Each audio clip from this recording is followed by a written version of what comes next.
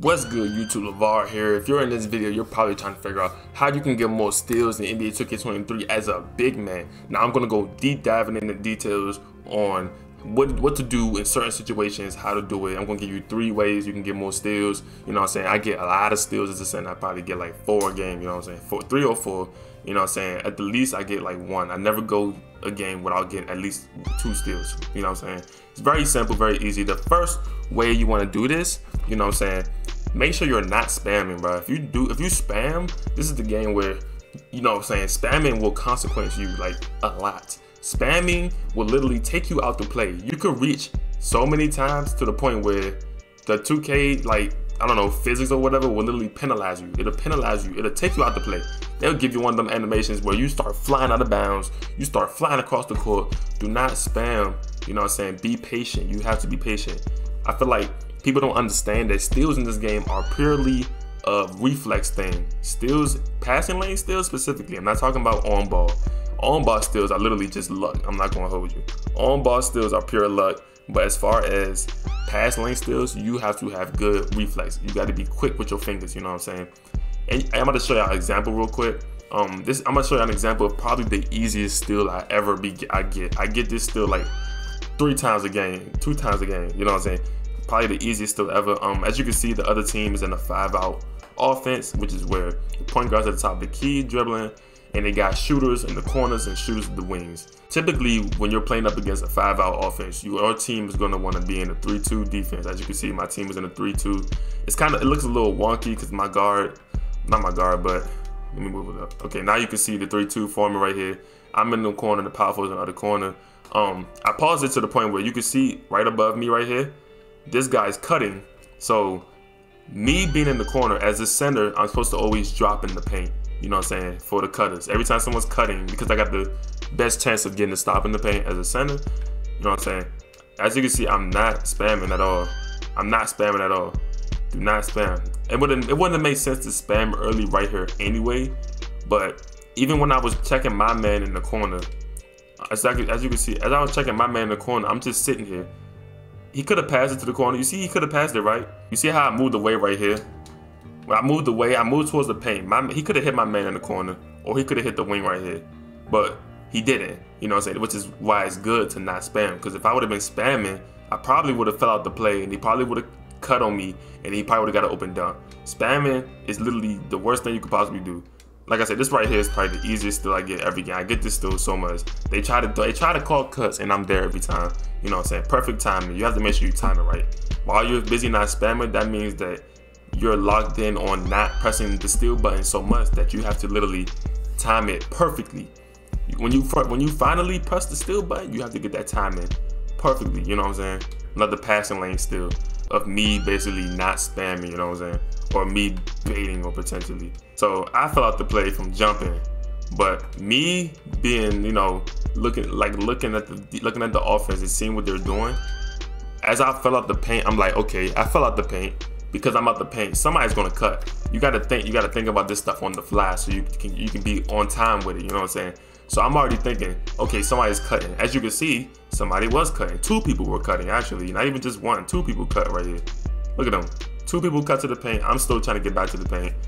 Me, you know what I'm saying, being patient, I didn't spam the steal button. I waited till the perfect time. Even when I was already down there, I didn't spam it. See, I was down there for like a good second. I was down in the paint for a good second. You know what I'm saying? I'm down there, right? I see the ball coming. Now I went for the steal and I got it. If I didn't press X, I wouldn't have got it. They don't give you automatic steals like they used to. You have to time it perfectly. You got to time the steal perfectly to get it. You know what I'm saying? Don't not spam for steals. Don't spam it at all. Spamming is the biggest penalty when you go on defense, going for steals. You have to make sure you time it perfectly. The next way to get more steals is baiting. You know what I'm saying? You want to make sure you're baiting the other team. Now don't bait too much. Don't bait too much because sometimes it won't work. It'll penalize you if you bait too much because sometimes as a center, we move slow. We move like snails sometimes. You might get a little sluggish on defense for some reason. You might not have stamina and you don't realize it. Or you might not have no adrenaline and you might not realize it. So I'm going to show you an example right here of me baiting. I'm going to show it and then I'm going to explain it. Alright, I'm on this man and then I'm on that man. It's simple. It's clear as day, you know what I'm saying? Baiting as a center is the biggest way you can get more steals because they're expecting you to be locked in on one person.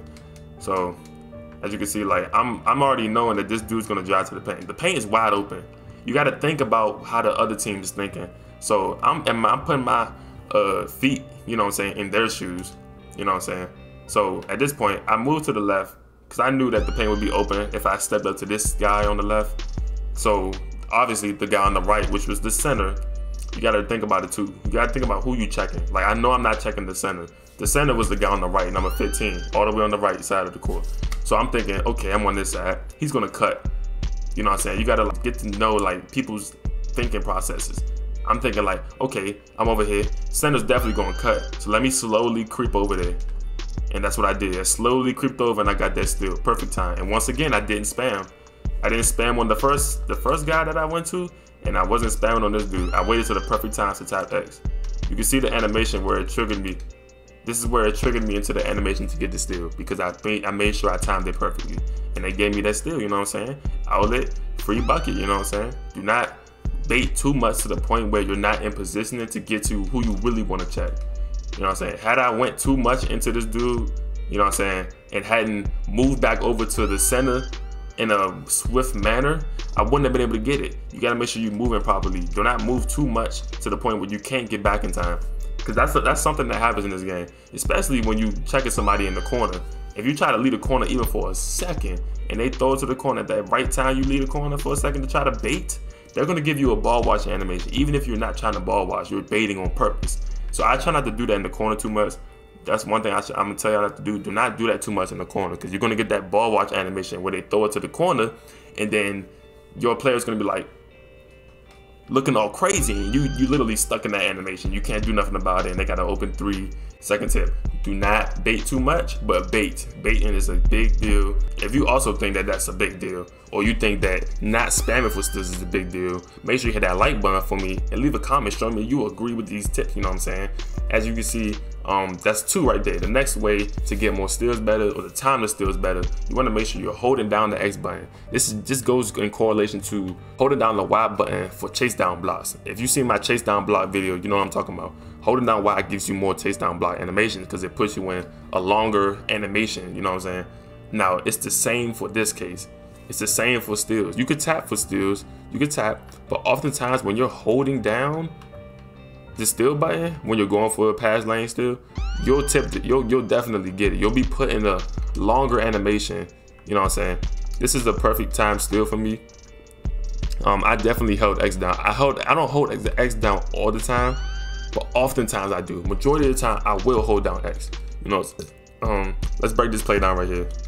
I think this is a baiting play actually. I left the paint and I knew somebody would come down. You gotta always think about it. As a center, every time you leave the paint, someone's gonna always think the paint's good. They're gonna always think the paint's good and they're gonna try to drive to the paint. Someone's always gonna do that. Because we're centers, you know what I'm saying? They're like, we can't cut if the center's in the paint. As soon as you leave the paint, you need to be thinking somebody's about to cut. You need to be thinking somebody's about to cut. So as soon as I left the paint right here, as you can see, the 2 people on the right side, you know what I'm saying, the right side, outside the paint, they're both turning towards the paint because they're both about to cut. They both got the same thing in their mind. The center just left, let me cut. You know what I'm saying? So you gotta be thinking like, oh, they're about to cut, so let me get back. And I got back in time, I got the steal, you know what I'm saying? Perfect timing. I didn't press X too early, you know what I'm saying? This is a perfect bait, and this is also a perfect animation of me holding down the X.